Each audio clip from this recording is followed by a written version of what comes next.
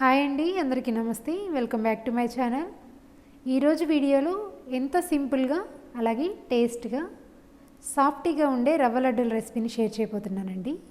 ఈ రవ్వ లడ్డు పాకంతో పని లేకుండా సింపుల్ వేలో ఎలా చేసేయాలో చూసేద్దాం రండి. దీనికోసం 1 కేజీ బొంబాయి రవ్వ తీసుకున్నానండి.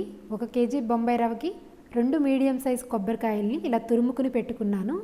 అలాగే 3/4 కేజీ పంచదారని తీసుకున్నాను.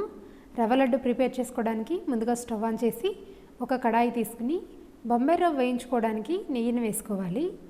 ఈ బొంబాయి రవ్వ హాఫ్గా కూడా వేయించుకోవచ్చు, లేదు అనుకుంటే 1 కేజీ ఒకేసారి వేయించుకోవాలి.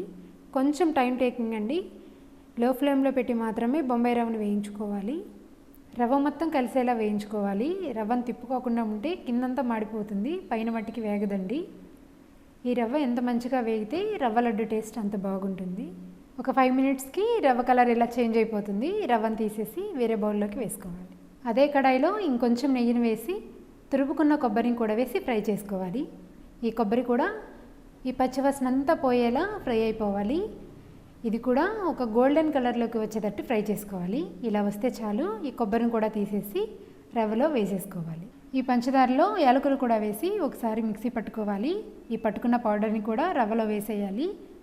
ఇప్పుడు లడ్డూలు కలుపుకోవడానికి నేను ఇక్కడ పాలు కాచుకుంటున్నానండి. ఈ పాలు కాగిన తర్వాత ఇవేవి చల్లారనివ్వ అవసరం లేదు, వేడిగా ఉన్నప్పుడే మనం పోసి ఉండల్ని కలుపుకోవాలి. ఉండల్ని కలిపేటప్పుడు పిండి మొత్తం కలిసేలా మొత్తం కలుపుకోవాలండి. ఈ 3 మిక్స్ అయిపోవాలి కదా.